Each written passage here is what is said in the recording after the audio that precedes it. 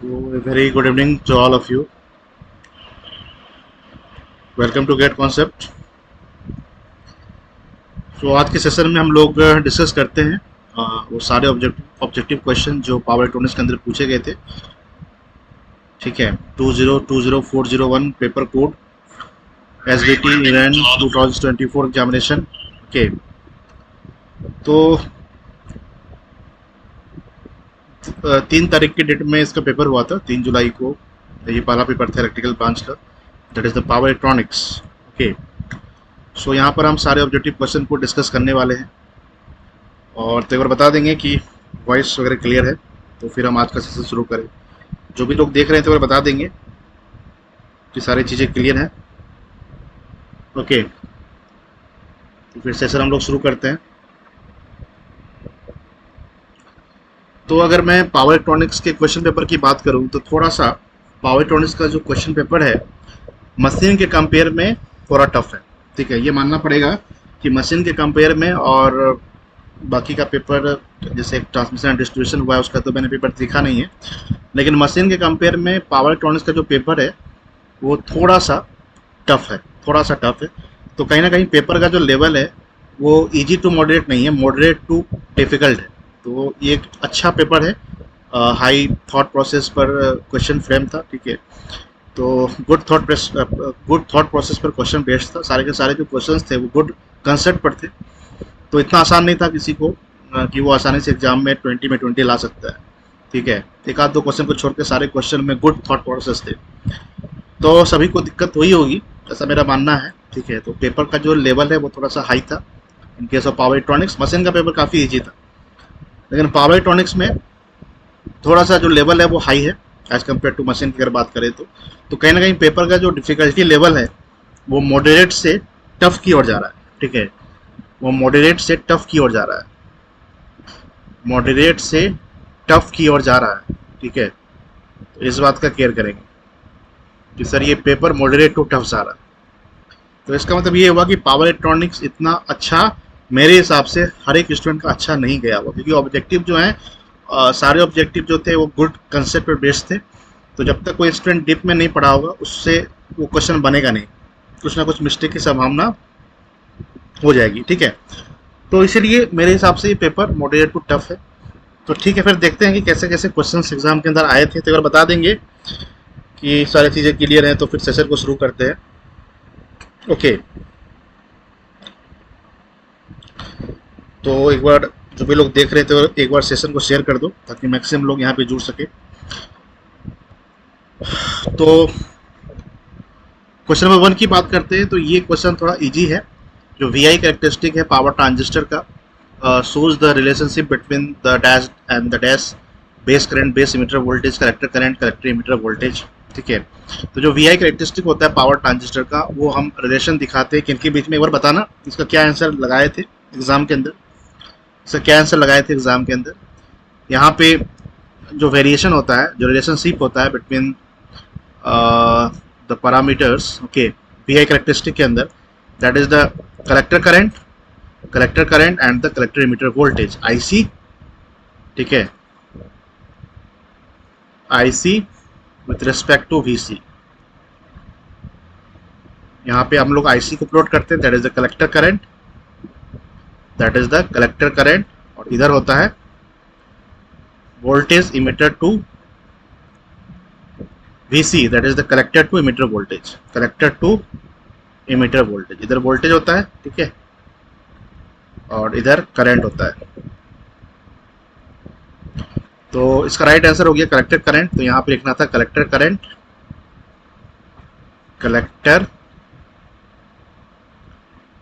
और यहाँ लिखना था collector emitter voltage.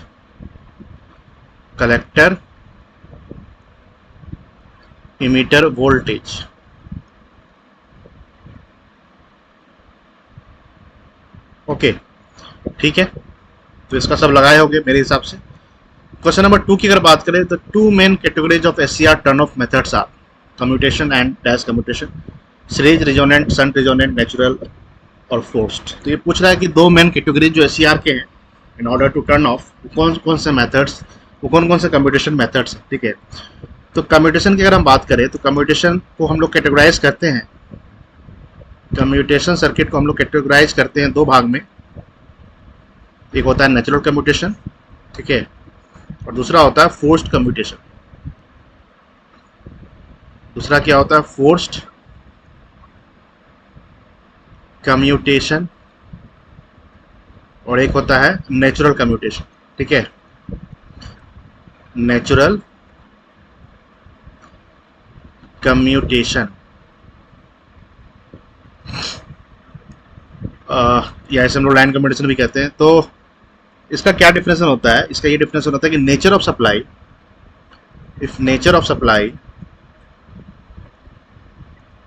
if nature of supply supports commutation, supports commutation, if nature of supply supports commutation, if nature of supply supports commutation, then it is called natural commutation, then it is called natural commutation, okay, natural commutation. कहने का ये मतलब है कि अगर nature of supply अगर support करता है तो उसे हम लोग नेचुरल कम्यूटेशन कहते हैं। जैसे सपोज करो रेक्टिफायर के केस में जब सप्लाई पॉजिटिव रहती है तो हमारा डिवाइस, हमारा SCR ऑन हो जाता है by giving appropriate gate pulse, ठीक है, इन द फॉरवर्ड स्टेट। और अगर जैसी हमारी सप्लाई नेगेटिव हो जाती है तो उस केस में हमारा थायस्टर क्या हो जाता है? ऑफ हो जाता है, ओके। तो इसका मतलब थायस्टर को कौन ऑफ कर रहा है? वो जो साइकिल हमारी चलती है प्लस टू माइनस, वो तो उसका बिहेवियर ही है कि वो प्लस होगा फिर माइनस होगा। तो जैसे ही वो माइनस होगा, उससे माइनस तो होना ही, एसी सप्लाई का जो नेचर है वो प्लस होगा फिर माइनस होगा। जैसे ही वो माइनस होगा तो थायस्टर हमारा जो भी डिवाइस है हमारा ऑफ हो जाएगा। तो उसे हम लोग क्या कहते हैं? Natural commutation. कहने का ये मतलब है कि किसी भी तरह का हमें कोई स्पेशल सर्किट डिजाइन करने की जरूरत नहीं है in order to turn off the device, okay. वो ऑटोमेटिक ऑफ हो जाएगा, वो ऑटोमेटिक ऑन हो जाएगा as soon the supply will change. अगर पॉजिटिव होगा तो वो ऑन हो जाएगा। जैसे सपोज करो रेक्टिफायर केस में हम लोग थायरिस्टर वगैरह यूज करते हैं, तो अगर पॉजिटिव हाफ साइकिल है तो ऑन किया जा सकता है by giving the appropriate gate pulse in the forward blocking mode, okay. तो और अगर जैसी सप्लाई हमारी नेगेटिव होगी तो थायरिस्टर हमारा क्या हो जाएगा? ऑफ हो जाएगा। इसका मतलब नेचर ही सपोर्ट कर रहा है, ठीक है। तो अगर सप्लाई का नेचर सपोर्ट कर रहा है कम्यूटेशन को, तो वैसे कम्यूटेशन सर्किट को हम लोग क्या कहते हैं? Natural commutation. और फोर्स कम्यूटेशन के अंदर जो हम लोग पढ़ते हैं वो है क्लास ए कम्यूटेशन, ठीक है, क्लास ए। इसे हम लोग लोड कम्यूटेशन भी कहते हैं। क्या कहते हैं? Load commutation. दूसरा है क्लास बी। दूसरा क्या है? Class B. इसे हम लोग करंट कम्यूटेशन भी कहते हैं, करंट कम्यूटेशन भी कहते हैं। तीसरा है क्लास सी। तीसरा क्या है? Class C. इसे हम लोग इम्पल्स कम्यूटेशन कहते हैं। क्या कहते हैं? Impulse commutation. उसके बाद class D. Class D that is voltage commutation, okay, that is the voltage commutation. Class D that is called the voltage commutation circuit, okay. तो कहने का ये मतलब हुआ कि फोर्स कम्यूटेशन की बात करें तो इसमें हमें स्पेशल सर्किट डिजाइन करने की जरूरत पड़ती है in order to turn off the devices like thyristor, ठीक है। तो यहाँ पे जो डिफरेंशन होगा फोर्स कम्यूटेशन का, जो डिफरेंशन होना चाहिए फोर्स कम्यूटेशन, और ये कहाँ पे यूज होता है? जहाँ पे सप्लाई हमारी कैसी होती है? डीसी होती है, ठीक है। तो डीसी सप्लाई यहाँ पे हम लिखेंगे, DC supply does not support, DC supply does not support commutation, okay. DC supply cannot support commutation, so we use design a circuit in order to turn off the devices, okay. तो जैसे example के तौर पे जैसे chopper हो गया, ठीक है, इन्वर्टर हो गया, इस तरह से। लेकिन यहाँ पे अगर एग्जांपल की बात करें तो नेचुरल कम्यूटेशन में क्या क्या आ जाएगा, जैसे रेक्टिफायर हो गया, जैसे रेक्टिफायर हो गया, ठीक है, जैसे एसी वोल्टेज कंट्रोलर हो गया, कंट्रोलर, ठीक है, ये सब पढ़े होगे तुम लोग। या साइक्लो कन्वर्टर हो गया, साइक्लो कन्वर्टर। ये सब केस में क्या होता है कि नेचर ही सपोर्ट करता है, ठीक है, नेचर ऑफ सप्लाई सपोर्ट करता है। यहाँ पे नेचर ऑफ सप्लाई सपोर्ट नहीं करता, DC supply doesn't support commutation, doesn't support commutation, so we use या design is circuit in order to turn off the device, like in case of chopper, inverter, okay। तो इसका मतलब ये हुआ कि दो कैटेगराइजेशन हो गए in order to turn off the SCR, that is the natural commutation and other is the forced commutation, okay। तो यहाँ पे आंसर क्या हो जाएगा, एक नेचुरल हो जाएगा और दूसरा क्या हो जाएगा, फोर्स्ड हो जाएगा। तो यहाँ पे हो जाएगा सर नेचुरल और दूसरा क्या हो जाएगा, यहाँ हो जाएगा सर फोर्स्ड कम्यूटेशन। क्लियर है, ये क्लियर हुआ, क्वेश्चन नंबर 2 क्लियर हुआ, 1 और 2 क्लियर हुआ होगा मेरे हिसाब से। चलो अब क्वेश्चन नंबर 3 की बात करते हैं। क्वेश्चन नंबर 3, चलो क्वेश्चन नंबर 3 की बात करते हैं। The angle determines the point eight which the SCR is turned on and the dash angle determines the duration for which the SCR conducts. तीन ऑप्शंस गिवन है, फायरिंग, ट्रिगरिंग एंड कंडक्शन। तो ये जो question है ये बहुत ही good question है और बहुत ही अच्छा क्वेश्चन है, ठीक है, और ये गुड कंसेप्ट पर बेस्ड है। और मेरे हिसाब से बहुत सारे स्टूडेंट का ये क्वेश्चन जो है गलत हुआ होगा, ठीक है, बहुत सारे कोचिंग इंस्टीट्यूट भी जो है वो गलत आंसर दिए हैं। तो इसका जो सही आंसर है मेरे अकॉर्डिंग पता है इसका सही आंसर क्या होना चाहिए। देखो सबसे पहले तुम्हें पता होना चाहिए कि what is the difference between the triggering and the firing angle. यहाँ पर एक्चुअली क्या होता है, ये जो वर्ड यूज किया गया that is the firing and the triggering, ये आपस में 99.99% क्लोज है, ठीक है। ये जो दोनों टर्म्स हैं फायरिंग एंड ट्रिगरिंग एंगल वो आपस में 99.99% क्लोज है। ये प्रैक्टिस में हम लोग ट्रिगरिंग एंगल भी बोलते हैं, जनरल प्रैक्टिस ट्रिगरिंग एंगल भी बोलते हैं और फायरिंग एंगल भी कहा जाता है, ठीक है। लेकिन दोनों में थोड़ा सा डिफरेंस है, दैट इज द 0.01% का। तो उसी 0.01% को ये पूछ लिया है ताकि तुम्हें आइडिया हो कि sir what is the difference between the firing and the triggering angle. आमतौर पर ये दोनों जो है आपस में इतने मिले हैं कि फ्रिक्वेंटली यूज होता है, फायरिंग एंगल ट्रिगरिंग एंगल दोनों का एक ही मतलब है, ठीक है। लेकिन जो थोड़ा सा डिफरेंस है उसी डिफरेंस को लेकर ये क्वेश्चन को डिजाइन कर दिया गया। तो ये बहुत ही गुड क्वेश्चन हो गया, ठीक है। उस हिसाब से ये क्वेश्चन जो ये काफ़ी गुड हो गया, ये गुड लेवल का हो गया, ठीक है। तो यहाँ पे सबसे पहले हम डिफाइन कर लेते हैं शॉर्ट में कि ट्रिगरिंग एंगल को हम लोग कैसे डिफाइन करते हैं, ठीक है। तो triggering is the actually the action of applying the signal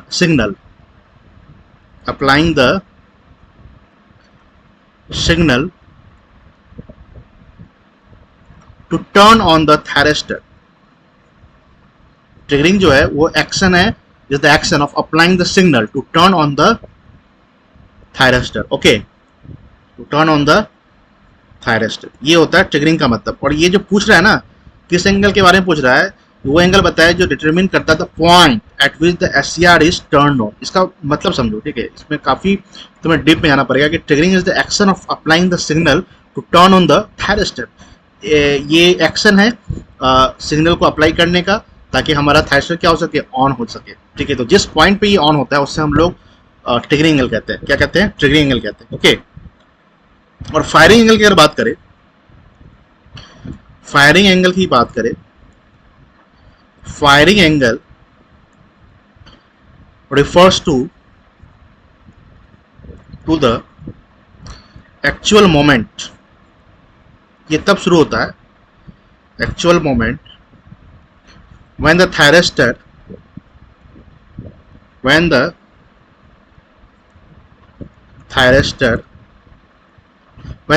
starts conducting current,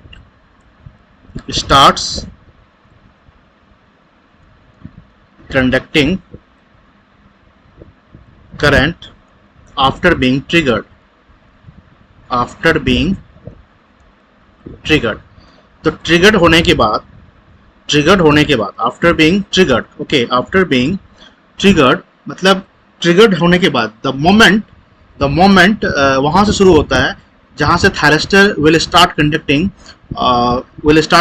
current after being triggered, ठीक है। तो जस्ट ट्रिगर्ड के बाद जब हमारा थायरिस्टर ऑन हो जाता है उसके बाद thyristor will start conducting current, okay. तो उसे हम लोग क्या कहते हैं, फायरिंग एंगल करते हैं। तो दोनों का मतलब लमसम एक ही है, लेकिन ये जो पूछ रहा है ना कि किस एंगल को हम लोग मतलब कहते हैं कि वो एक पॉइंट है जहाँ पे एसआर हमारा टर्न ऑन हो गया। तो टर्न ऑन होने का मतलब ये हुआ कि कौन सा एंगल हो गया, जरा बताना। वो सर एंगल हो गया ट्रिगरिंग एंगल। वो कौन सा एंगल हो गया, वो एंगल हो गया sir triggering angle, not firing angle, ठीक है।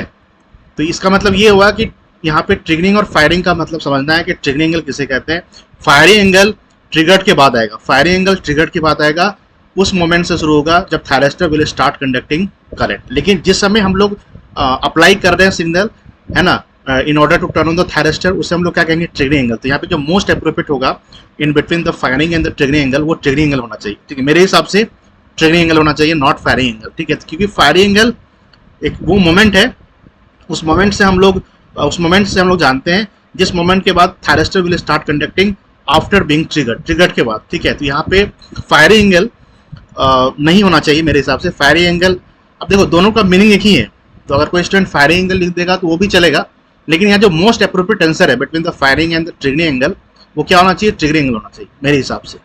और आगे तो फिर रास्ता साफ है कि and the angle determine the duration for which the SCR, और जितने एंगल तक एससीआर कंडक्ट करता है, जिसे हम लोग गामा भी कहते हैं, उसे हम लोग क्या कहते हैं, कंडक्शन एंगल। वो एंगल क्या कहलाता है, जब तक थायरिस्टर कंडक्ट नहीं करता है, जब तक थायरिस्टर कंडक्ट करता है, ठीक है, the duration for which the SCR conducts is called the conduction angle, ठीक है। इसका जो मोस्ट अप्रोप्रिएट आंसर होना चाहिए sir triggering and the conduction. Clear हुआ, बताओ, ये कंसेप्ट क्लियर हुआ?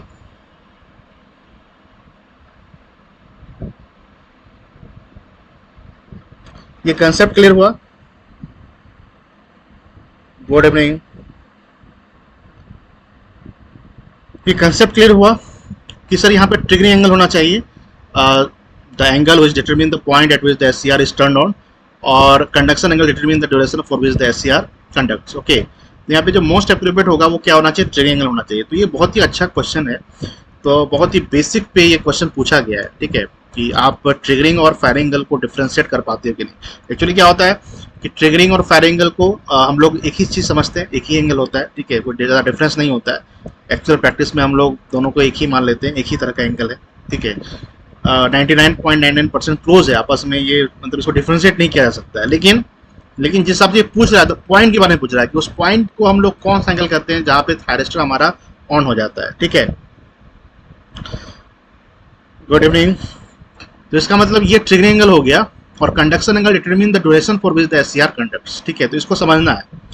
तो ये क्वेश्चन इसलिए गुड हो गया कि इस क्वेश्चन के जरिए ये जानना चाह रहा है कि तुम डिफ्रेंशिएट कर पाते हो कि नहीं between the triggering and the firing angle, ठीक है। चलो, वेरी गुड, ठीक है। क्वेश्चन नंबर 3 हो गया। तो इसका जो आंसर है ये ट्रिगरिंग हो गया और कंडक्शन हो गया। क्वेश्चन नंबर 4 की बात करते हैं। चलो, 4 भी एक गुड क्वेश्चन है, बहुत ही बेहतरीन क्वेश्चन है।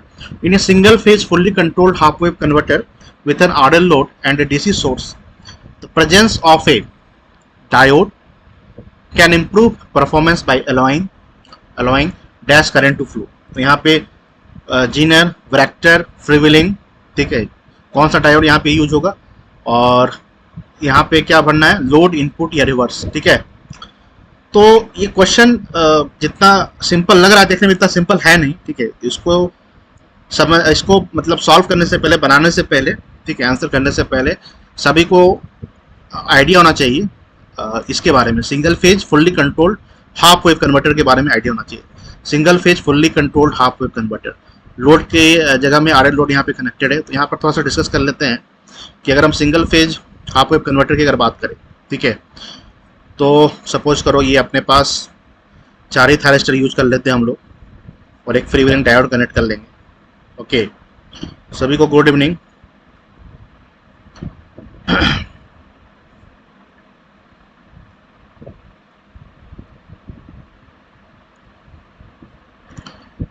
तो अपने पास ये 4 थायरिस्टर हो गए, ठीक है।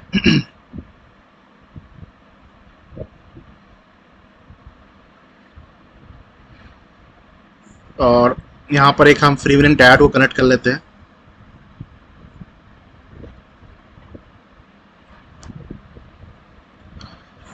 फ्रीव्हीलिंग डायोड, ठीक है। और इसके पैरेलल में एक लोड को हम लोग कनेक्ट कर लेते हैं, ठीक है।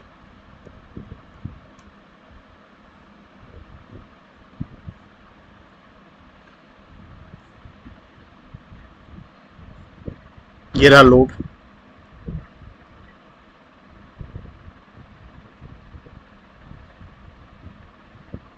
This one is the freewheeling diode. और यहाँ पे 4 थायरिस्टर हम लोग यूज किए हैं, T1, T2, T3 and T4, ठीक है। और एक एसी सप्लाई ले लो, एसी सप्लाई हम यहाँ पे यूज कर रहे हैं, सिंगल फेज एसी सप्लाई।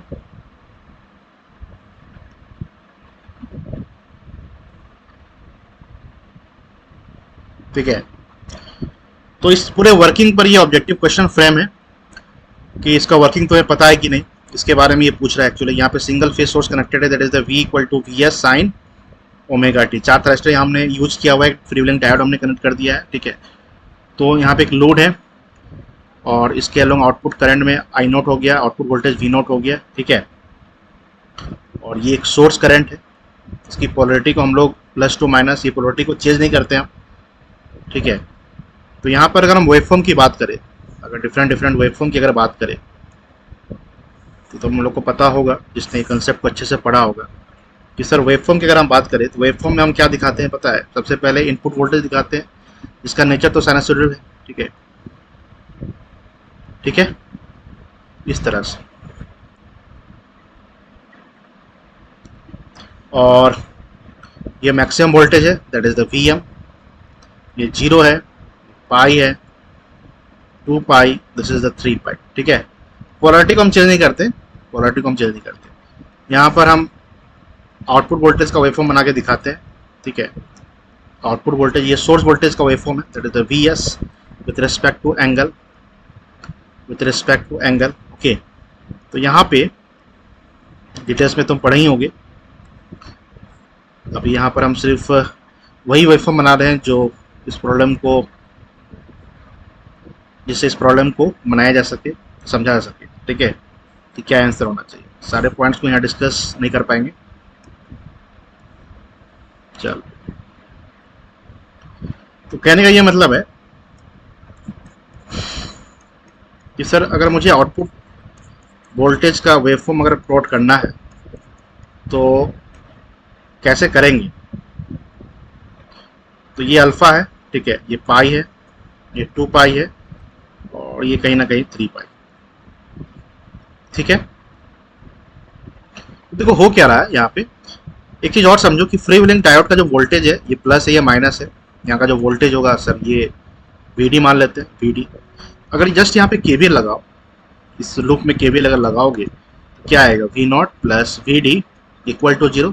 इसका मतलब वोल्टेज अक्रॉस द डायोड किसके बराबर हो जाएगा sir, minus of V not के बराबर हो जाएगा, माइनस ऑफ V नॉट के बराबर हो जाएगा। इसका मतलब ये हुआ कि वोल्टेज अक्रॉस द डायोड जो है वो माइनस ऑफ V नॉट हुआ। इसका मतलब डायोड को ऑन होने के लिए, डायोड को ऑन होने के लिए VD की जो वैल्यू है ग्रेटर देन 0 होनी चाहिए। और ये कब होगा, जब आउटपुट वोल्टेज नेगेटिव होगा, क्योंकि ऑलरेडी नेगेटिव साइन प्रेजेंट है। तो नेगेटिव अगर होगा तो नेगेटिव नेगेटिव पॉजिटिव बना देगा, तो इसका मतलब ये हो जाएगा कि VD ग्रेटर देन 0 हो जाएगा, और उस केस में हम कहेंगे कि डायोड हमारा ऑन हो जाएगा। तो देखो ये बड़ा इंपॉर्टेंट पॉइंट है कि डायोड को ऑन होने के लिए वोल्टेज कैसा होना चाहिए, नेगेटिव होना चाहिए। Are you understanding my point, that output voltage must be negative in order to turn on the diode. अगर डायोड को ऑन करना है तो आउटपुट वोल्टेज का नेचर कैसा होना चाहिए, नेगेटिव होना चाहिए, ठीक है। तो यहाँ पे हम अल्फा से बात करते हैं। अल्फा पे क्या हो रहा है, इस पॉइंट पे क्या हो रहा है पता है, इस पॉइंट पे 2 थर्स्टर को हम ऑन कर रहे हैं, T1 एंड T2, ओके। जैसे T1 एंड T2 को ऑन करोगे, जैसे T1 एंड T2 ऑन करोगे, ठीक है, by giving the gate signal, ठीक है, बाय फायरिंग एंगल। तो जैसे T1 एंड T2 ऑन होगा तो जस्ट क्या करो, KVL लगाओ, KVL लगाओ। तो अगर KVL तुम लगाओगे, देखो KVL इस तरह से लगाओगे, ये T1 ऑन हो गया है ना, ये T1 ऑन हो गया, और ये लूप में जाएगा इस तरह से जाएगा। T1 एंड T2 ऑन है, ठीक है, T1 एंड T2 इस तरह से, T1 एंड T2, ठीक है। तो ये लूप मिल गया। अब इस लूप में KVL अगर लगाओगे तो माइनस ऑफ VS, हम पोलरिटी चेंज नहीं करते, पोलरिटी चेंज करने की नीड नहीं है। ये तो पता ही है कि ये जो पोलरिटी, ये पाई के बाद माइनस होगा, 2 पाई के बाद फिर प्लस होगा, ठीक है। तो पोलरिटी का चेंज करना, तो minus of VS minus of B S, कई लोग पोलरिटी को चेंज कर लेते हैं, तो पोलरिटी चेंज करने की नीड नहीं है, तो minus B S plus V not equal to क्या हो जाएगा पता है, जीरो हो जाएगा इस लूप में। तो आउटपुट वोल्टेज किसके बराबर हो जाएगा, वी एस के बराबर हो जाएगा as soon as the T1 and T2 on. जैसे तुम T1 T2 ऑन करोगे वैसे ही क्या होने वाला है पता है, वैसे ही सर आउटपुट वोल्टेज इनपुट के बराबर होने वाला है। ठीक है, इसका मतलब ये हुआ कि आउटपुट बराबर इनपुट हो जाएगा, आउटपुट बराबर इनपुट हो जाएगा। ठीक है, और इस तरह से हमें मिलेगा वेवफॉर्म, इस तरह से हमें देखने को मिलेगा। इसका मतलब ये वाला वेवफॉर्म मिलेगा बिटवीन अल्फा से पाई। यहाँ पे T1 एंड T2 ऑन है, यहाँ पे T1 एंड T2 क्या है, ऑन है। अब पाई के बाद अब जरा गौर करो, आउटपुट वोल्टेज नेगेटिव होना चाहेगा, आउटपुट वोल्टेज नेगेटिव होना चाहेगा। ठीक है, जैसे ही आउटपुट वोल्टेज नेगेटिव होना चाहेगा, तुम ही बताओ कि जैसे ही आउटपुट वोल्टेज नेगेटिव होगा, ठीक है, तो VD तो ग्रेटर देन जीरो हो जाएगा, वोल्टेज अक्रॉस द डायोड, और डायोड ऑन हो जाएगा। और जैसे ही डायोड ऑन हुआ तो इसको तो रिप्लेस कर दोगे बाय शॉर्ट सर्किट। जैसे ही डायोड ऑन होगा इसको रिप्लेस कर दोगे किसी शॉर्ट सर्किट से। तो जैसे ही ये शॉर्ट होगा, ये पूरा का पूरा पाथ जैसे ही शॉर्ट होगा, ये पूरा का पूरा पाथ जैसे ही शॉर्ट होगा, ठीक है, शॉर्ट होने का क्या मतलब पता है, इस केस में सर आउटपुट वोल्टेज किसके बराबर हो जाएगा, जीरो के बराबर हो जाएगा। आउटपुट वोल्टेज जीरो के बराबर हो जाएगा। इसका मतलब यहाँ पे आउटपुट वोल्टेज जीरो के बराबर हो जाएगा। कब तक पता है कब तक, जब तक हम पाई प्लस अल्फा पे नेक्स्ट थायरिस्टर पेयर को, that is the T3 and T4 को ऑन नहीं करते तब तक। ओके, तो इसका मतलब ये हुआ कि बिटवीन पाई और पाई प्लस अल्फा कौन सा डिवाइस कनेक्ट करा, that is the freewheeling diode, अब पाई प्लस अल्फा की अगर बात करें, पाई प्लस अल्फा पे हम T3 एंड T4 को ऑन किए। क्यों ऑन होगा, क्योंकि सप्लाई हमारी कैसी है, देखो हम पोलरिटी चेंज नहीं करेंगे, लेकिन हमें पता है कि बिटवीन पाई प्लस अल्फा से 2 पाई नेचर कैसा है, नेगेटिव है। तो नेगेटिव का क्या मतलब है, T3 एंड T4 को ये क्या कर देगा, ऑन कर देगा। ठीक है, by giving the appropriate gate pulse. तो जब T3 एंड T4 ऑन होंगे तो अगेन यहाँ पे क्या करो, इस वाले लूप में, अब ये हम दिखा रहे हैं तुमको ब्लू वाले से, यहाँ से हम निकले ऐसे सोर्स होते हुए गए और फिर सीधे चले गए किस पे, T3 पे गए, फिर लोड से होते हुए फिर ऐसे T4 से होते हुए फिर इसी पॉइंट पे हम लोग आगे जहाँ से चले वैसे हम लोग पहुँच गए। तो लूप बन गया, तो क्या हो जाएगा बताओ, प्लस वी नॉट करते हुए plus VS equal to zero. इसका मतलब कहीं ना कहीं जो आउटपुट वोल्टेज है वो किसके बराबर हो जाएगा, वो माइनस ऑफ VS के बराबर हो जाएगा। ठीक है, इसका मतलब माइनस ऑफ VS का मतलब सप्लाई तो नेगेटिव है, सप्लाई नेगेटिव है, नेगेटिव क्या बन जाएगा, पॉजिटिव बन जाएगा। तो इसका मतलब हमारा कुछ इस तरह का साइकिल बनेगा फ्रॉम पाई प्लस अल्फा से लेके 2 पाई। ठीक है, इसका मतलब यहाँ पे कौन से थायरिस्टर को हम लोग ऑन कर रहे हैं, that is the T3 and T4 को ऑन कर रहे हैं, तो यहाँ पे जो डिवाइस कनेक्ट कर रहा है that is the T3 and T4 हमारा ऑन हो रहा है। ओके, फिर यहाँ पे क्या हो रहा है, जैसे ही 2 पाई के बाद सप्लाई, जैसे हमारा 2 पाई के बाद जो है हमारा T3 एंड T4 जो है वो रिवर्स सिस्टम में चला जाएगा। ठीक है, हम T1 और T2 की बात करेंगे कि T1 and T2 forward blocking mode में है, तो उसको ऑन किया जा सकता है by giving the gate pulse. तो 2 पाई प्लस अल्फा सप्लाई हमारी कैसी है, पॉजिटिव है, सप्लाई हमारी पॉजिटिव है, तो T1 एंड T2 को हम ऑन कर सकते हैं, T1 एंड T2 को हम क्या कर सकते हैं, ऑन कर सकते हैं। ठीक है, क्योंकि सप्लाई हमारी पॉजिटिव है, तो फिर हमारा सप्लाई पॉजिटिव होगा तो नेचर कैसा होगा कि sir output voltage supply voltage के बराबर हो जाएगा।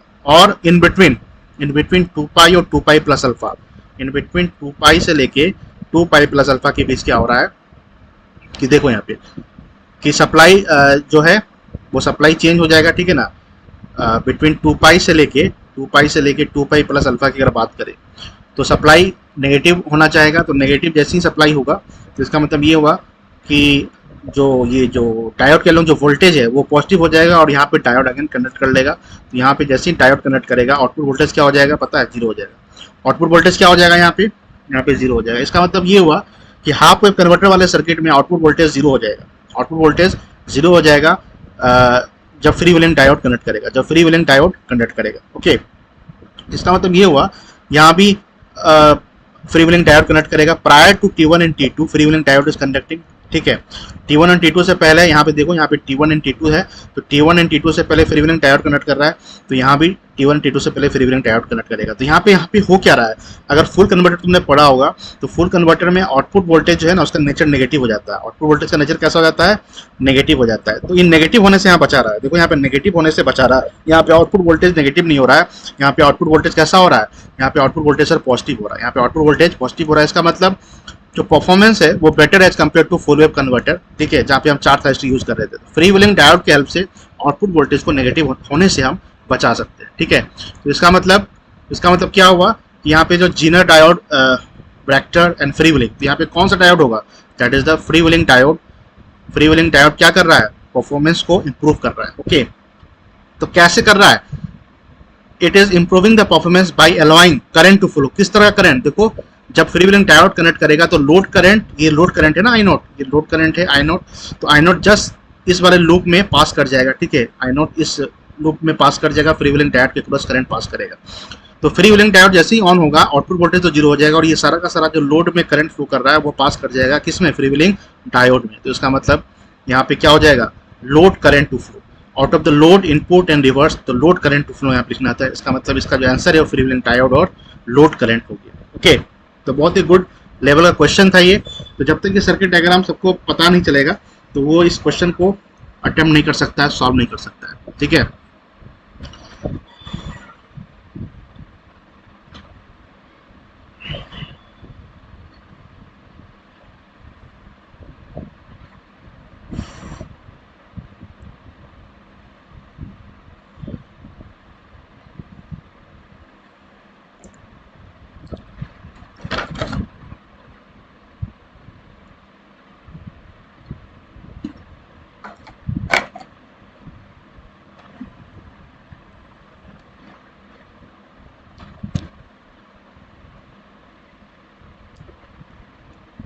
ठीक है, इसका आंसर जो है वो फ्री व्हीलिंग डायोड और लोड करंट हो गया, ओके।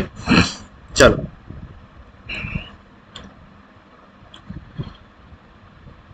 नेक्स्ट क्वेश्चन की बात करते हैं, that is the question number 5।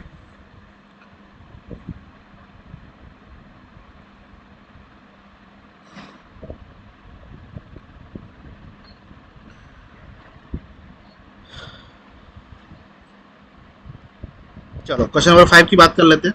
A single phase semi converter with an RL load and a DC source requires proper selection of the angle to minimize in the output waveform। तो यहाँ पर क्या होना चाहिए answer, conduction, firing, triggering, ripple, harmonic distortion, noise. अब यहाँ पर देखो ये भी सेम सेमी कन्वर्टर पर ही बेस्ड क्वेश्चन है, ये भी बहुत ही अच्छा क्वेश्चन है, गुड क्वेश्चन है, ठीक है, बहुत ही अच्छे कंसेप्ट पर बेस्ड है। अगेन सेमी कन्वर्टर का क्वेश्चन है, RL लोड है, DC सोर्स है, ठीक है, RL लोड है और DC सोर्स है। तो इसमें क्या होना चाहिए, तो क्या लगा है एक बार जो देख रहे हैं तो बताएंगे क्या होना चाहिए। Out of the conduction, firing, triggering, यहाँ पर क्या होना चाहिए, और यहाँ पे रिपल है, हार्मोनिक डिस्टॉर्शन है, नॉइज है, यहाँ पे क्या होना चाहिए, ठीक है। तो अगर हम सेमी कन्वर्टर की बात करें, RLE लोड की अगर बात करें, यहाँ पे RLE लोड लगा हुआ है एक्चुअली, ठीक है, लोड के केस में यहाँ पे क्या लगा हुआ है, RLE लोड लगा हुआ है। तो यहाँ पर सबसे पहले देखो चेक करो कि इस वाले वेवफॉर्म को हम क्या करते हैं, कट कर लेते हैं, ठीक है, और उसको हम यहाँ पे प्लेस कर लेते हैं, ठीक है। तो विवेक कह रहे हैं फायरिंग एंड हार्मोनिक, देखते हैं बढ़िया से। और अगर हम आई की बात करें तो अभी जस्ट हमने जो वेवफॉर्म प्लॉट किया था इनपुट वोल्टेज का एंड आउटपुट वोल्टेज का, इसको भी हम लोग एक जगह कर लेते हैं, ठीक है। चलो यहाँ पे हमने कर लिया, ठीक है। अब इसके आधार पे हम सोर्स करंट का वेवफॉर्म बनाने की कोशिश करते हैं। किसका, सोर्स करंट का वेवफॉर्म बनाने की कोशिश करते हैं। अभी हमने जो कंसेप्ट डिस्कस किया इसी को आगे बढ़ाते हैं।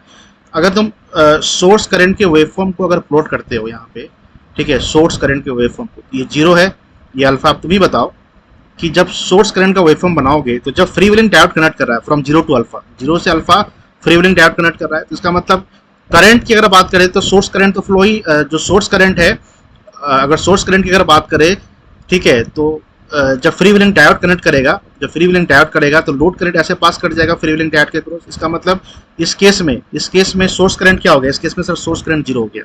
जब फ्री व्हीलिंग डायोड कनेक्ट करेगा तो सोर्स करंट क्या हो जाएगा, जीरो हो जाएगा, ठीक है ना, क्योंकि उस केस में आउटपुट वोल्टेज क्या हो रहा है, जीरो हो रहा है, और सोर्स करंट भी क्या हो जाएगा, जीरो हो जाएगा, ठीक है। तो इसका मतलब ये हुआ कि जब फ्री व्हीलिंग डायोड कनेक्ट करेगा तो सोर्स करंट हमारा क्या हो जाएगा, जीरो हो जाएगा बिटवीन जीरो टू अल्फा। और अगर हम अल्फा से पाई की बात करें, अल्फा से लेकर पाई की बात करें, तो तुम ही बताओ कि अल्फा से पाई के बीच क्या हो रहा है। अल्फा से पाई के बीच में T1 एंड T2 ऑन हो रहा है। इसका मतलब क्या होगा, RLE लोड लगा हुआ है, यहाँ पे RLE लोड लगा हुआ है, ठीक है। तो ये काफी इंटरेस्टिंग हो गया कि सर यहाँ पे जो लोड है ना RLE है, R है L है और E है, क्योंकि डीसी सोर्स की बात हो रही है। तो इसका मतलब ये हो गया कि सर RL अगर लोड है, इंडक्टर भी है, तो वो मान लेते हैं कि assume the load current to be constant, assume the load current to be constant.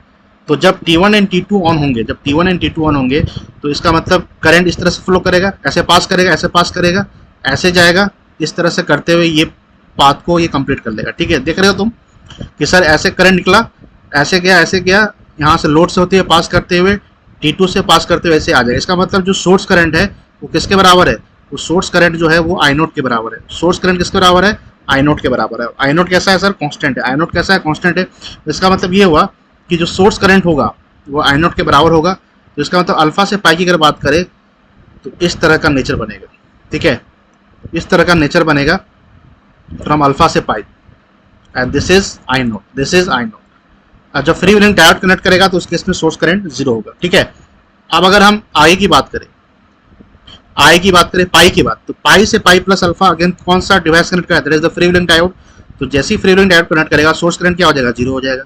पाई की बात कर लेते हैं। आगे क्या सर कि पाई प्लस अल्फा से 2 पाई के बीच में T3 एंड T4 कनेक्ट कर रहे हैं। आप जरा चेक करो, जब T3 एंड T4 कनेक्ट करेंगे तो अगर हम लूप की बात करें, तो देखो कि सर यहाँ से क्या होगा पता है? ये I नोट ऐसे जाएगा, ऐसे जाएगा। जब T3 एंड T4 कनेक्ट करेगा, यहाँ पे करंट आएगा, यहाँ तक करंट आएगा, और यहाँ से करंट होते हुए आगे की तरफ बढ़ेगा। ठीक है, इस तरह से बढ़ेगा और यहाँ पे कुछ इस तरह से करंट पास करेगा। इसका मतलब क्या हुआ? इसका मतलब ये हुआ सर कि IS और I नोट अपोजिट है। तो जब T3 एंड T4 कनेक्ट करेंगे, यहीं पे लिख लेते हैं, जब T3 एंड T4 कनेक्ट करेंगे, वहाँ पे जो सोर्स करंट है वो किसके बराबर है? वो माइनस ऑफ I नोट के बराबर है। इसका मतलब पाई प्लस अल्फा से लेके 2 पाई, करंट का नेचर कैसा हो गया? करंट का nature sir pi plus alpha से 2 पाई, करंट का नेचर कैसा हो गया पता है? Nature sir minus of I note हो गया। कैसा हो गया? माइनस ऑफ I नोट हो गया। और इस तरह से साइकिल रिपीट करेगा। अगर इसका फोरियर सीरीज एनालिसिस, अगर करंट सोर्स करंट का फोरियर सीरीज एनालिसिस करोगे तो क्या हो रहा है जरा बताना। 135 से लेके infinity 4I nought divided by n पाई, इसका जो तुम फोरियर एनालिसिस करोगे cos n alpha by 2 sin n omega t minus alpha by 2। ठीक है, और इसके बाद जब तुम डिस्टॉर्शन फैक्टर की बात करते हो तो IS1 RMS divided by source current का RMS वैल्यू, ठीक है, लोगे। और फंडामेंटल सोर्स करंट की जो RMS वैल्यू होगी, अगर हम IS1 की बात करें तो पुट n इक्वल टू 1, तो क्या हो जाएगा पता है? 4I nought by pi cos alpha by 2। Okay, तो यहाँ से ये तो मैक्सिमम वैल्यू है, RMS वैल्यू क्या हो जाएगी? Maximum by root 2, that is the 4I nought. ये मैक्सिमम वैल्यू है, this one is the maximum value. RMS के लिए क्या करोगे? साइनसॉइडल नेचर है फंडामेंटल का, तो 4I nought divided by pi, ठीक है, maximum by root 2 cos alpha by 2 हो जाएगा ना। तो इसका मतलब कहीं ना कहीं ये फंडामेंटल करंट का RMS value, fundamental source current का RMS वैल्यू। अगर इसका सोर्स करंट का अगर RMS लोगे क्या आएगा पता है? इसका RMS लोगे तो सर ये I naught square wave form है, under root pi minus alpha, under root pi minus alpha by pi हो जाएगा। ठीक है, तो जब इस को यहाँ पे मेंशन करोगे तो क्या आ जाएगा? 4I nought divided by 4I nought divided by root 2 pi 4I nought divided by root 2 pi, ठीक है, कॉस अल्फा बाई 2। और सोर्स करंट का RMS कितना है? इस पूरे सोर्स करंट का RMS कितना है? That is the I nought under root pi minus alpha by pi. ठीक है, तो ये I नोट कैंसिल हो गया। ओके, तो 4 by root 2 pi cos alpha by 2 under root pi minus alpha by pi आ जाएगा। ठीक है, ये तो डिस्टॉर्शन फैक्टर आ गया। और तुमने पढ़ा होगा THD के बारे में, ठीक है, THD के बारे में पढ़ा होगा, that is the harmonic distortion, total harmonic distortion. तो टोटल हार्मोनिक डिस्टॉर्शन हम लोग निकालते कैसे हैं? टोटल हार्मोनिक डिस्टॉर्शन से हम निकालते हैं इस फार्मूला से, दैट इज 1/g का होल स्क्वायर माइनस ऑफ 1। तो g बेसिकली किसका फंक्शन है? अल्फा का फंक्शन है। g किसका फंक्शन है? Function of alpha. g किसका फंक्शन है पता है?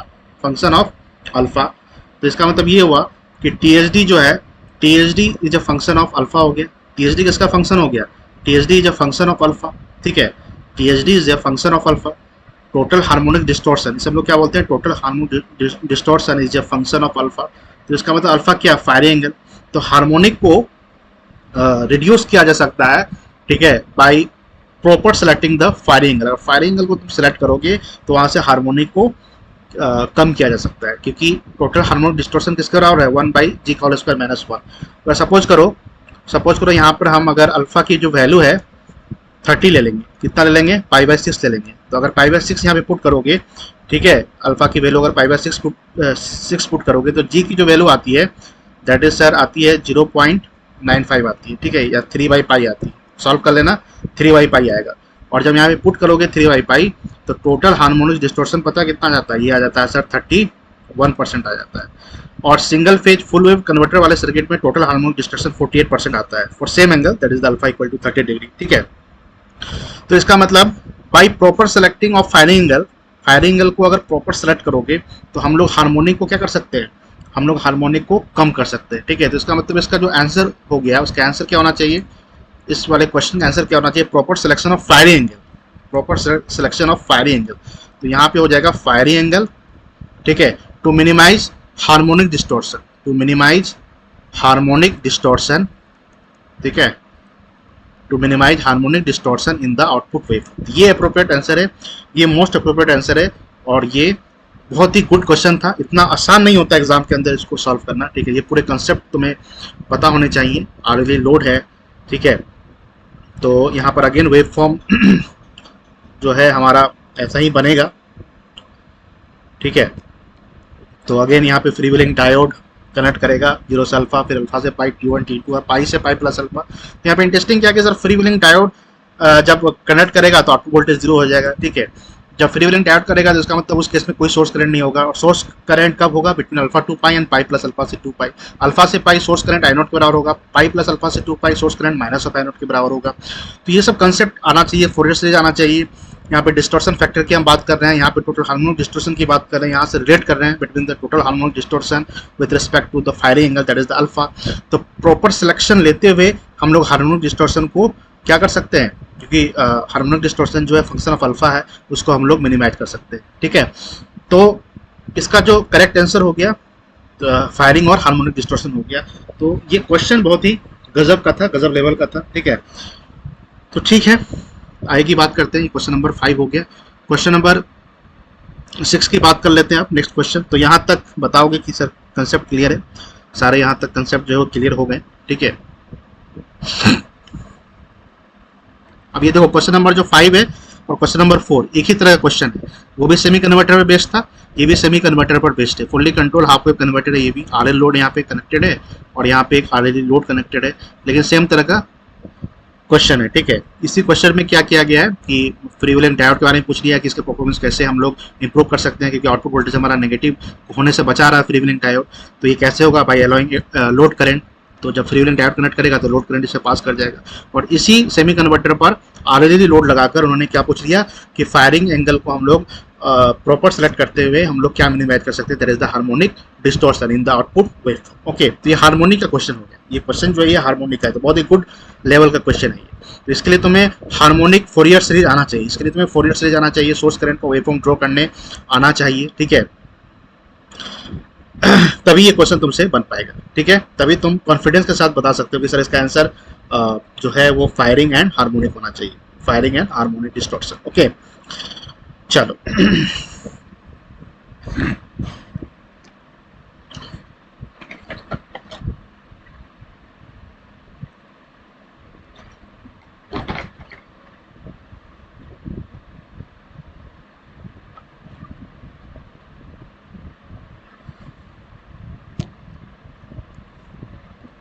नेक्स्ट हम लोग बात करते हैं क्वेश्चन नंबर 6 की। चलो, अब क्वेश्चन सारे आसान है। यही 2 क्वेश्चन थे जो थोड़ा से गुड कंसेप्ट पर थे, गुड थॉट प्रोसेस पर बेस्ड थे। In a constant frequency system for chopper control, the switching frequency is kept variable constant while the duty cycle is varied to control the output voltage input voltage. ठीक है, तो यहाँ पर क्या होना चाहिए, क्या लगाया इसका जरा बताओगे? देखो क्या होता है, कांस्टेंट फ्रीक्वेंसी सिस्टम है तो output voltage D into VS होता है ना, और ड्यूटी साइकिल को हम लोग क्या लिख सकते हैं, T on by total time period VS. तो output voltage can be written as T on 1 by T, this is the time period, इस फ्रीक्वेंसी. ठीक है, इसका मतलब ये हुआ कि कांस्टेंट फ्रीक्वेंसी सिस्टम में चॉपर कंट्रोल के केस के लिए, ठीक है, for chopper control switching frequency को हम लोग क्या रखते हैं, कांस्टेंट फ्रीक्वेंसी की बात हो रही है तो यहाँ पे स्विचिंग फ्रीक्वेंसी को क्या रखेंगे, कांस्टेंट रखेंगे. ठीक है, इसको कांस्टेंट रखा जाएगा बिकॉज ये कह रहा है कि कांस्टेंट फ्रीक्वेंसी सिस्टम है, तो यहाँ पे क्या हो जाएगा, कांस्टेंट हो जाएगा sir. While the duty cycle, अगर ड्यूटी साइकिल की बात करें, ठीक है, दैट इज द T, तो T ऑन को तो वेरी करेंगे, यहाँ पे T ऑन को क्या करेंगे, वेरी करेंगे. तो T ऑन अगर वेरी होगा,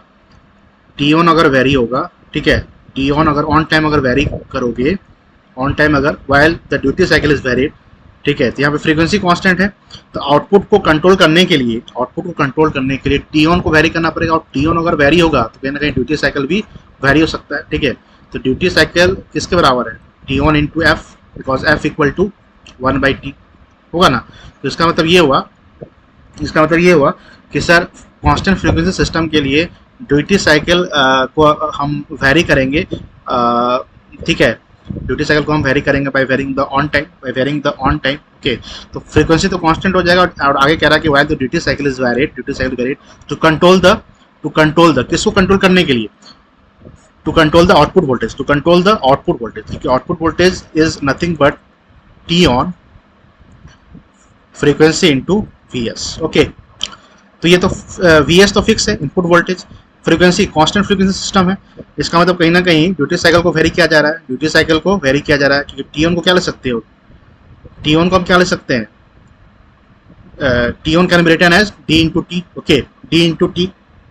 तो इसका मतलब ये हुआ कि कांस्टेंट फ्रीक्वेंसी सिस्टम में फ्रीक्वेंसी तो कांस्टेंट होगा, लेकिन ड्यूटी साइकिल को हम वेरी करेंगे क्या कंट्रोल करने के लिए, that is the output voltage, okay, that is the output voltage.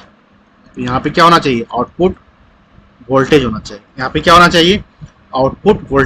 Frequency को कांस्टेंट रखो, ड्यूटी साइकिल को वेरी करो, क्या कंट्रोल करने के लिए, that is the output voltage. तो कांस्टेंट एंड आउटपुट वोल्टेज हो गया इसका आंसर. ठीक है, चलो क्वेश्चन नंबर 7 की बात करें. Choose the correct statement. A dual converter can operate in both rectification and inversion mode, allowing for bidirectional power flow. B है, in a class B chopper the current flow only when the load voltage is positive. Okay, ये भी एक good question है, ठीक है. Statements, ये भी question good है, अच्छा क्वेश्चन है.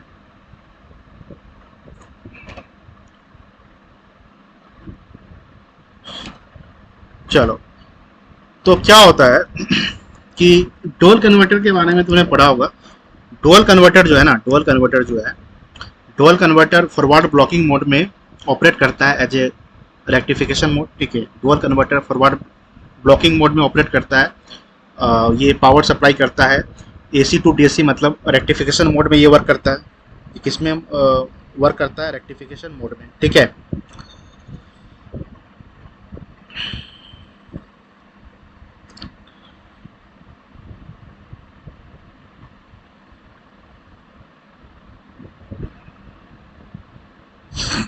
ठीक है. और रिवर्स ब्लॉकिंग मोड में जो डुअल कन्वर्टर है वो इन्वर्जन मोड में वर्क करता है. मतलब ये जो पावर का जो फ्लो होता है वो DC टू AC होता है. ठीक है, DC टू AC होता है, मतलब इन्वर्जन मोड. तो अलाउइंग फॉर डायरेक्शन, तो इसमें बाय डायरेक्शन फ्लो कर सकता है. फॉरवर्ड ब्लॉकिंग मोड में पावर का जो फ्लो होता है वो AC टू DC होता है. ठीक है, और इन्वर्जन मोड में DC टू AC होता है. तो ये ऑपरेट कर सकता है दोनों ही मोड में, और बाय डायरेक्शन पावर फ्लो यहाँ पे होता है. तो डुअल कन्वर्टर के बारे में जो स्टेटमेंट लिखा हुआ है ये सही है, ये स्टेटमेंट जो है ये सही है. ठीक है, तो ये स्टेटमेंट सही हो गया, पहला जो स्टेटमेंट है ये सही हो गया. और क्लास बी चॉपर की अगर बात करें, तो क्लास बी चॉपर में तुम पढ़े होगे इसका सर्किट. दैट इज ये वी एस होता है क्लास बी चॉपर की अगर हम बात करें, ठीक है। बताओ क्या लगा है इसका आंसर, इसका आंसर क्या लगा है?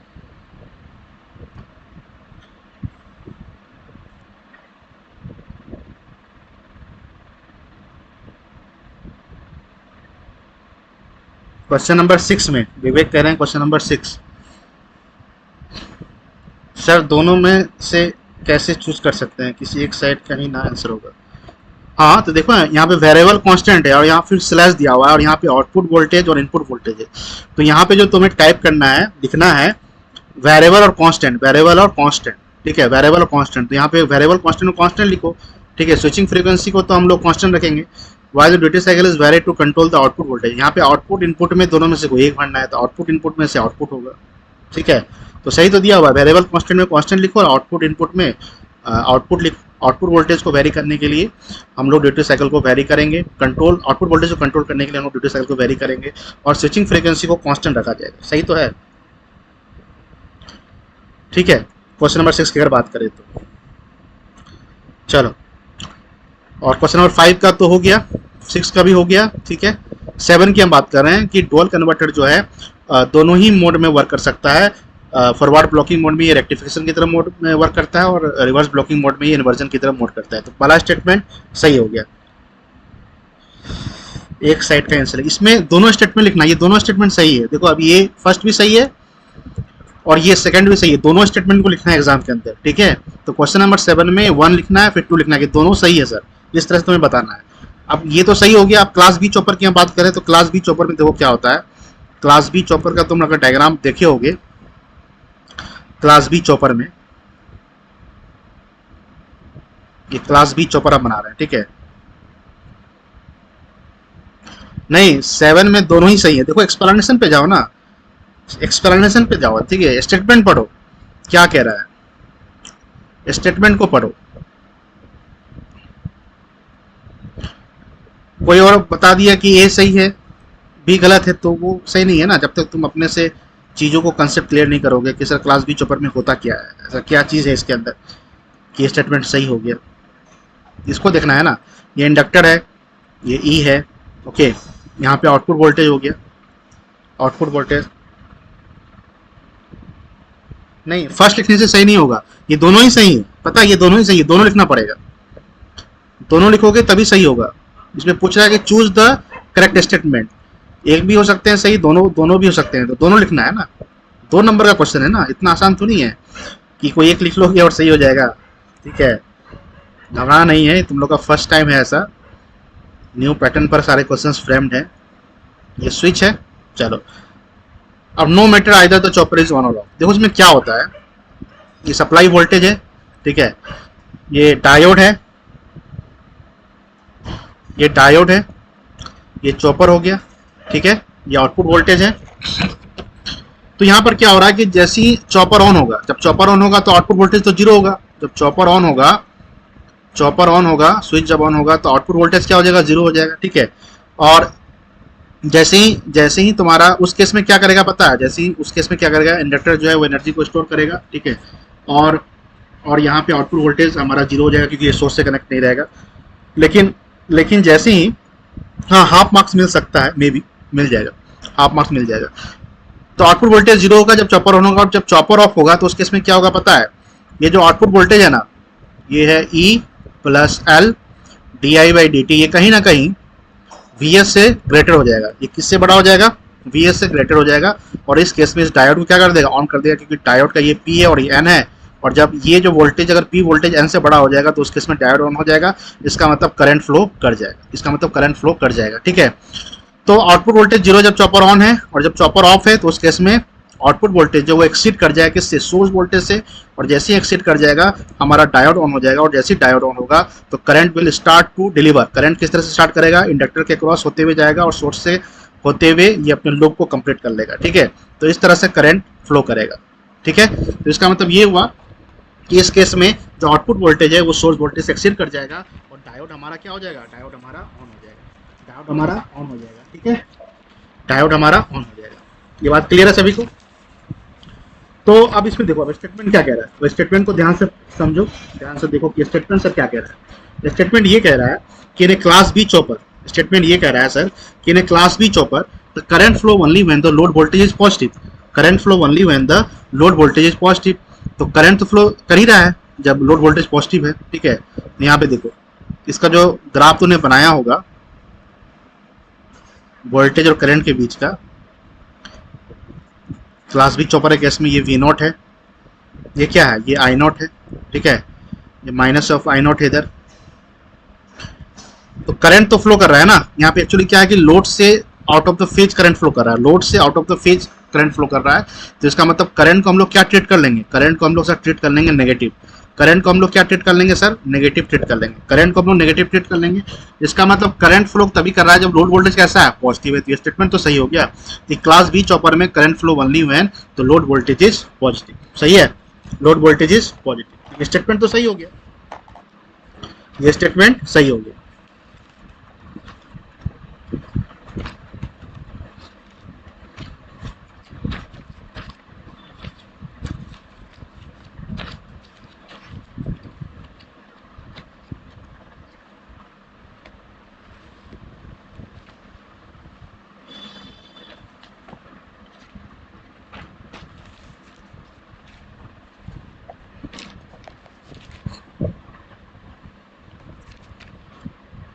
ठीक है, तो in class B chopper the current flow, current तो फ्लो कर रहा है ओनली व्हेन जब लोड वोल्टेज पॉजिटिव है तभी करंट फ्लो कर रहा है। ये बात समझ में आया। तो ये दोनों स्टेटमेंट सही हो गए, ठीक है, ये दोनों स्टेटमेंट सही हो गए। तो क्वेश्चन नंबर 7 में दोनों स्टेटमेंट को लिखना था, ठीक है। क्वेश्चन नंबर 8 की बात कर लेते हैं। चलो, match the chopper classification with their characteristic. इसमें क्या हो रहा है, कॉलम 1 में चॉपर क्लास है, कॉलम 2 में कैरेक्टरिस्टिक दे रखे हैं, class A B C D.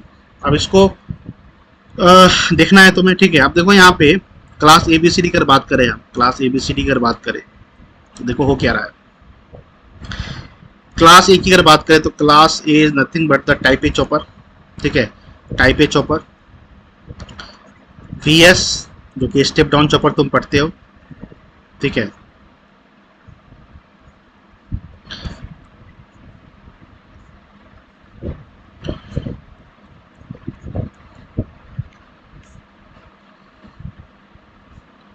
और यहाँ पे इंडक्टर होता है, यहाँ पे लोड होता है, ठीक है। This one is the freewheeling diode, this one is the chopper, this one is the inductor, this one is the output voltage. जब चॉपर ऑन होगा, जब चॉपर ऑन होगा तो क्या होगा बताओ, इंडक्टर एनर्जी को स्टोर करेगा और ये फ्रीव्हीलिंग डायोड है, ये पी है और ये एन है, एन कनेक्ट हो जाएगा प्लस से, ठीक है। इसका मतलब डायोड ऑफ हो जाएगा, डायोड ऑफ हो जाएगा तो इसका मतलब आउटपुट वोल्टेज वी एस के बराबर हो जाएगा, ग्रेटर देन 0। और आउटपुट करंट, लोड करंट जो पास कर रहा है यहाँ पे ये भी पॉजिटिव ही रहेगा, ठीक है, ये पॉजिटिव रहेगा, ठीक है। जब चॉपर ऑफ हो जाएगा तो इसका मतलब इंडक्टर एनर्जी को रिलीज करेगा, ठीक है, और इसकी पोलैरिटी रिवर्स हो जाएगी और ये माइनस क्या करेगा, डायोड ऑन कर देगा। इसका मतलब अब जो लोड करंट है इस तरह से फ्लो कर जाएगा, इस लूप में फ्लो कर जाएगा, ठीक है। और यहाँ पे हम कहेंगे कि सर आउटपुट वोल्टेज 0 के बराबर हो गया, लेकिन यहाँ पे आउटपुट करंट उसी डायरेक्शन में फ्लो करेगा तो करंट का नेचर भी पॉजिटिव हो जाएगा। इसका मतलब ये हुआ कि इस वाले केस में आउटपुट वोल्टेज आउटपुट करंट की अगर बात करें तो कैरेक्टरिस्टिक कैसा दिखेगा पता है, ऐसा दिखेगा सर। तो ये सही है, जो कह रहा है कि sir class A chopper both source and load current can be positive, दोनों सोर्स और लोड करंट, सोर्स करंट और लोड करंट दोनों पॉजिटिव हो सकता है। देखो यहाँ पे, ठीक है, सोर्स करंट और लोड करंट दोनों यहाँ पे पॉजिटिव है।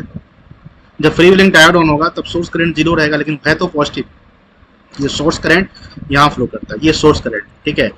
तो सोर्स करंट बराबर आई नॉट होगा, आई नॉट बराबर सोर्स करंट होगा, आई नॉट बराबर सोर्स करंट होगा कि नहीं होगा, आई नॉट बराबर सोर्स करंट होगा। जब फ्रीव्हीलिंग, जब चॉपर को तुम ऑन करोगे, ठीक है, उस केस में यहाँ प्लस साइन होने की वजह से ये ऑफ रहेगा, तो आई नॉट और आई एस का सेम डायरेक्शन रहेगा, तो पॉजिटिव ही है। और जब चॉपर ऑफ होगा तो उस केस से फ्रीव्हीलिंग डायोड ऑफ हो जाएगा, इसका मतलब आई नॉट इस तरह से फ्लो करेगा, इस वाले लूप में फ्लो करेगा, ठीक है, और आई एस 0 हो जाएगा। 0 का मतलब क्या है, वो पॉजिटिव ही तो है, ठीक है। इसका मतलब सोर्स और लोड करंट दोनों ही पॉजिटिव है क्लास ए चॉपर में। तो good question. Class B, class B की अगर बात अभी बताए कि उसके इसमें सर लोड करंट जो है वो हमेशा क्या होता है, नेगेटिव होता है, लोड करंट हमेशा नेगेटिव होता है। अभी हम बताएं क्लास बी चॉपर के बारे में, लोड करंट हमेशा क्या होता है, नेगेटिव होता है। Load current is always negative, क्योंकि ये फ्लो कर रहा है आउट ऑफ द लोड। ठीक है, लोड से तुम उल्टा दिखा रहे हो, इसलिए लोड करंट हमेशा नेगेटिव आएगा। तो बी का क्या हो जाएगा, सेकंड का बी हो जाएगा, फर्स्ट का ही हो जाएगा। क्लास सी चॉपर के बारे में पढ़ी होगी, it is actual combination of class A and class B chopper, ये तो जानती हो। क्लास डी चॉपर 4 का जो है वो डी हो जाएगा, 4 का डी हो जाएगा। That is operate in the first and fourth quadrant, operate in the first and fourth quadrant. Okay,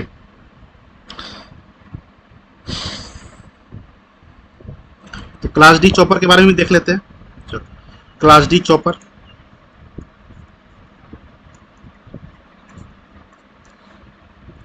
इसका सर्किट अगर तुम देखे होगे, ये VS होता है, ठीक है, ये एक स्विच है और ये एक लोड है।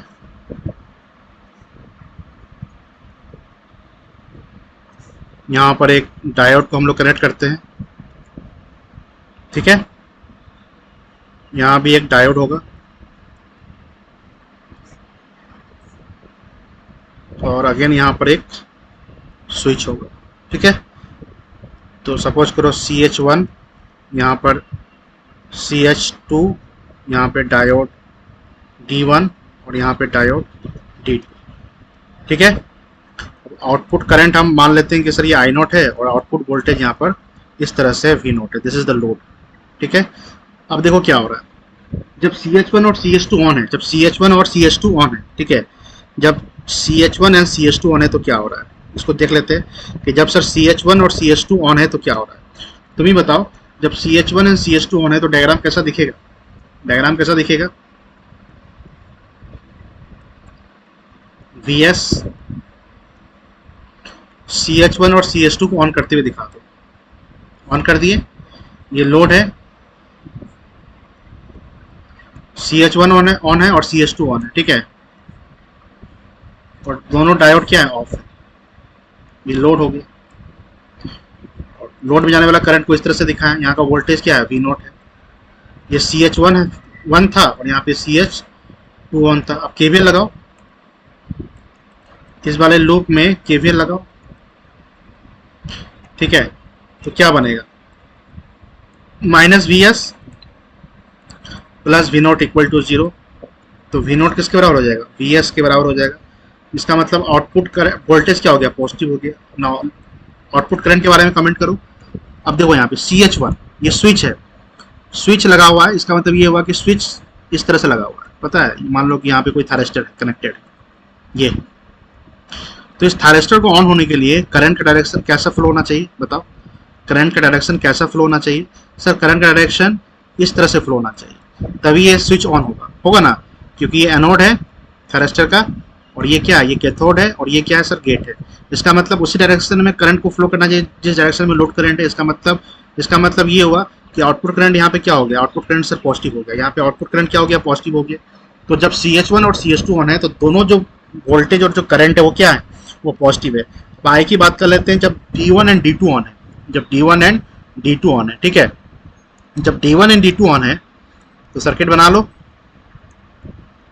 ये VS हो गया, D1 एंड D2,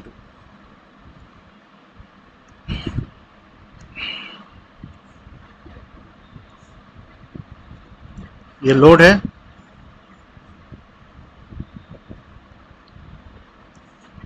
ये D1 है और ये D2 है। ये D1 है, ये दो डायोड यहाँ पे कनेक्टेड थे और लोड के अलोंग करंट ऐसे जा रहा है, इसकी पोलैरिटी को हमने ऐसे मान के रखा है, आउटपुट वोल्टेज, ठीक है। अब इसमें KVL लगाओ, अब इसमें KVL लगाओ, अब इसमें KVL अगर लगाओगे क्या दिखेगा, -VS, ठीक है। फिर आगे आओ और डायोड का पोजीशन पता है किस तरह से है, डायोड इस तरह से, ठीक है। तो इसका मतलब इसको ऑन होने के लिए करंट का डायरेक्शन कैसे फ्लो होना चाहिए, करंट का डायरेक्शन सर कैसे फ्लो होना चाहिए पता है, ऑन होने के लिए करंट डायरेक्शन सर P2N होना चाहिए, क्योंकि diode is unidirectional device, okay. और यहाँ भी उसी तरीके से कनेक्टेड है, यहाँ भी उसी तरह से कनेक्टेड है, यहाँ भी जो डायोड है उसी तरह से कनेक्टेड है, ठीक है। इसका मतलब ये हुआ कि दोनों डायोड को ऑन होने के लिए करंट इस तरह से फ्लो करना चाहिए, ठीक है। तो इसका मतलब ये हुआ कि सर आउटपुट करंट जिस डायरेक्शन में फ्लो कर रहा है उसी डायरेक्शन में डायोड के लोग भी करंट फ्लो करना चाहिए। इसका मतलब आउटपुट करंट कैसा हो गया सर, पॉजिटिव हो गया। अगर तुम केवीएल लगाओगे तो minus V S minus V not equal to zero, लेकिन आउटपुट वोल्टेज कैसा हो रहा है पता है, आउटपुट वोल्टेज माइनस और वी एस के बराबर हो रहा है, इसका मतलब नेगेटिव हो गया। लेकिन आउटपुट करंट कैसा है पता है, आउटपुट करंट सर कैसा है, पॉजिटिव है, क्योंकि उसी डायरेक्शन में फ्लो करना चाहिए जिस डायरेक्शन में लोड करंट फ्लो कर रहा है। इसका मतलब इसका जो करेक्टरिस्टिक है, इसका जो करेक्टरिस्टिक अगर तुम देखोगे, अगर इसका करेक्टरिस्टिक देखोगे तो कैसा दिखना चाहिए कि सर ये अगर वोल्टेज है और ये अगर करंट है, ये अगर वोल्टेज है और ये अगर करंट है, तो वोल्टेज जब CH1 और CH2 ऑन है, जब CH1 और CH2 ऑन है तो उस केस पे दोनों वोल्टेज और करंट पॉजिटिव है। तो दोनों पॉजिटिव का मतलब सर यहाँ हो जाएगा, इस क्वाड्रेंट में लाई करेगा, इस क्वाड्रेंट में लाई करेगा। और जब D1 एंड D2 ऑन है तो वोल्टेज नेगेटिव हो गया सर, वोल्टेज क्या हो गया, नेगेटिव हो गया, लेकिन करंट अभी भी पॉजिटिव है। तो इसका मतलब ये किस क्वाड्रेंट में ऑपरेट करेगा, ये ऑपरेट करेगा सर फर्स्ट और फोर्थ क्वाड्रेंट में, ये ऑपरेट करेगा। ये ऑपरेटिंग रीजन जो है इसका वो फर्स्ट और फोर्थ क्वाड्रेंट, फर्स्ट और फोर्थ क्वाड्रेंट, ठीक है, फर्स्ट और फोर्थ क्वाड्रेंट, ये वोल्टेज और ये करंट है। इसका मतलब ये हुआ कि ये जो स्टेटमेंट है कि operates in the first and fourth quadrant, ये सही हो गया। तो यहाँ पर 1 का क्या हो गया, 1 का हो गया सर ए, 1 का ए, 2 का बी, ठीक है, 3 का स्ट्रेट फॉरवर्ड है सी, और 4 का डी हो गया। तो बहुत ही गुड क्वेश्चंस पूछे गए हैं पावर इलेक्ट्रॉनिक्स के अंदर। इतना आसान नहीं था क्वेश्चन को सॉल्व करना, ठीक है, इतना आसान नहीं है क्वेश्चन को सॉल्व करना, इतना आसान नहीं।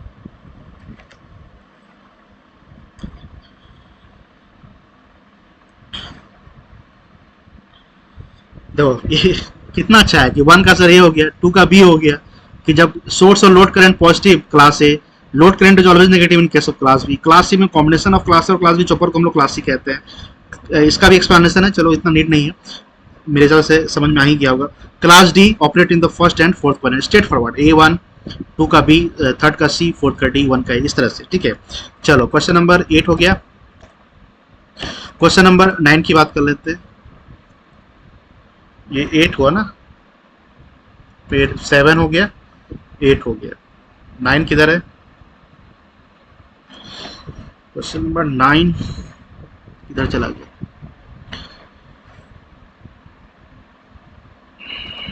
वन टू थ्री फोर 5 6 7 8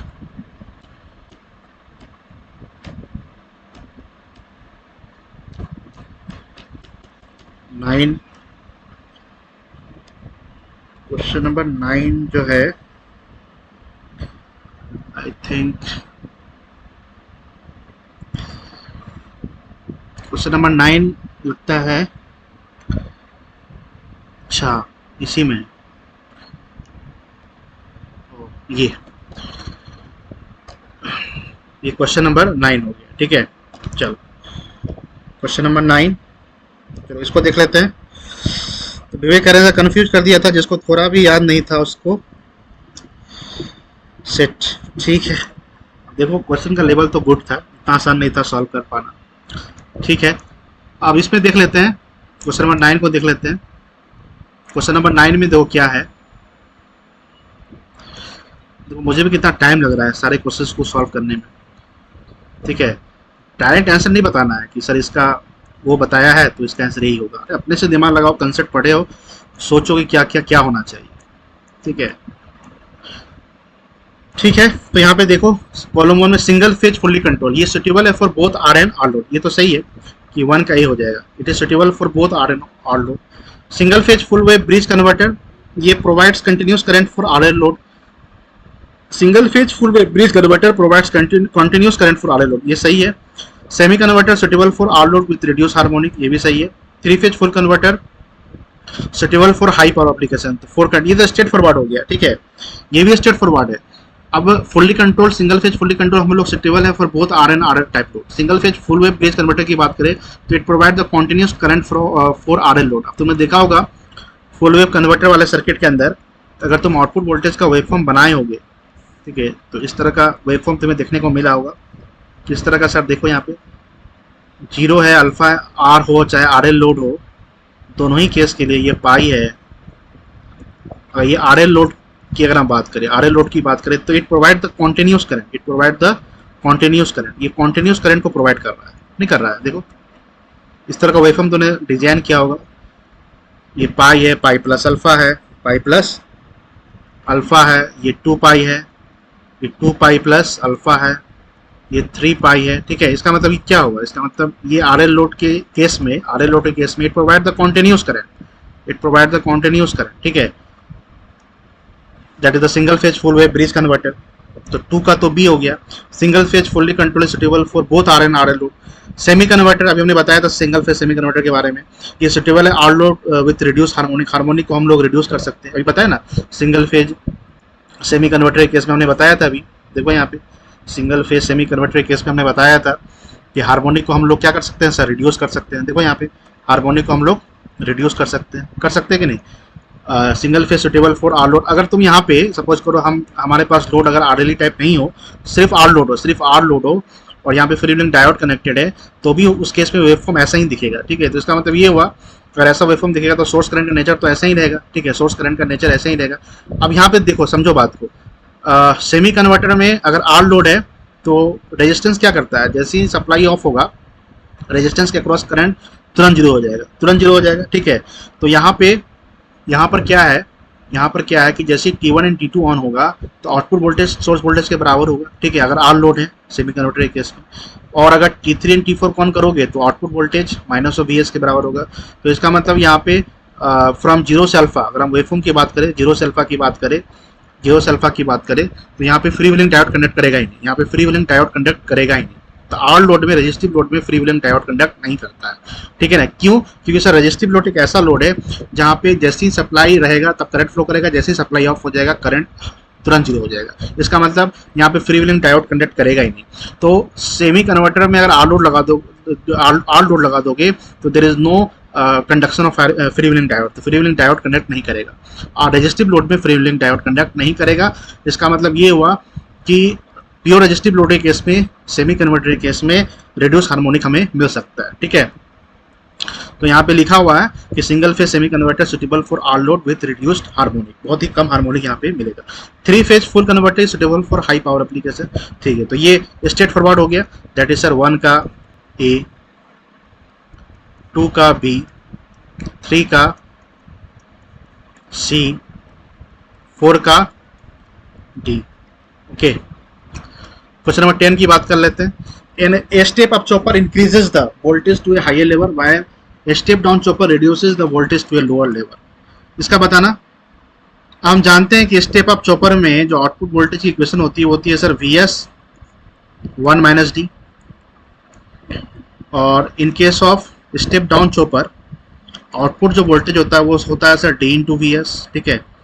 अगर VS अगर हम सपोज करो 100 वोल्ट ले लिए, कितना ले लिए 100 वोल्ट, और ड्यूटी साइकिल का लेंथ तुम्हें पता ही है, सपोज करो 0.4 है, ठीक है। तो ये स्टेप अप चॉपर की बात हो रही है और ये स्टेप डाउन चॉपर की बात हो रही है, ठीक है। तो इसका मतलब ये हुआ कि VS 100 है और D कितना है 0.4, कितना हो जाएगा 100 बाई 0.6, तो कहीं ना कहीं ये कितना आ जाएगा पता है 166 आ जाएगा, 166.67 आ जाएगा। इसका मतलब स्टेप अप चॉपर क्या कर रहा है, वोल्टेज को हाई लेवल कर रहा है। किस वोल्टेज को, इनपुट वोल्टेज को हाई लेवल कर रहा है। इनपुट वोल्टेज कितना था 100 वोल्ट था, इनपुट वोल्टेज कितना था 100 था, आउटपुट वोल्टेज कितना हो गया 166। तो ये इंक्रीज कर रहा है किस वोल्टेज को, इनपुट वोल्टेज को हायर लेवल में, ठीक है, इनपुट वोल्टेज को हायर लेवल में इंक्रीज कर रहा है, ठीक है।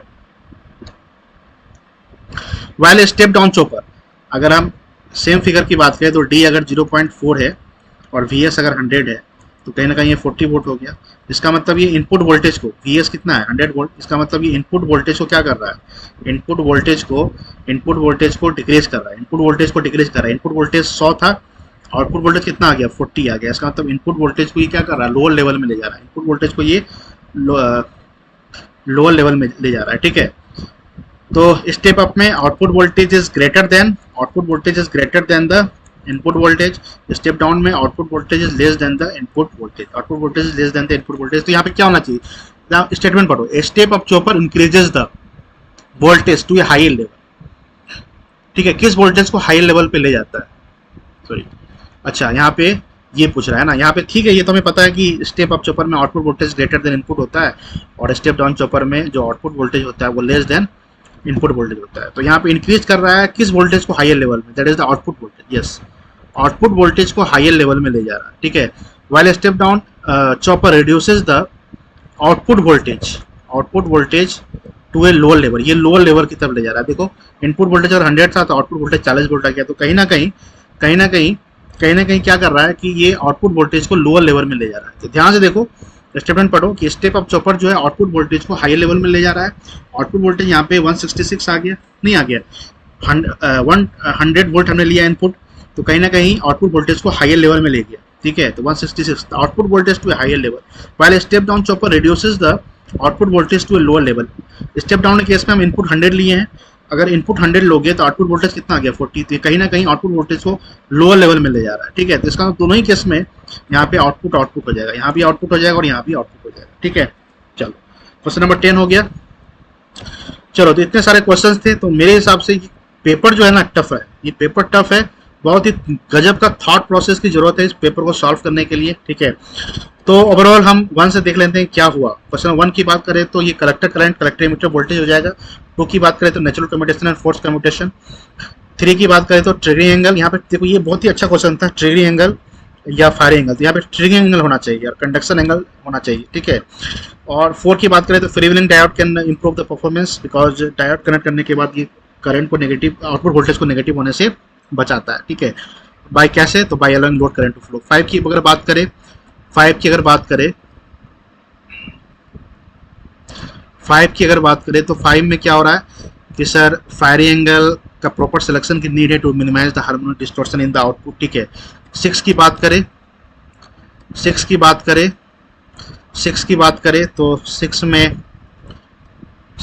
करें तो सर इसमें स्विचिंग फ्रीक्वेंसी को कांस्टेंट रखा जाएगा, ठीक है, और ड्यूटी साइकिल को वेरी किया जाएगा to control the output voltage.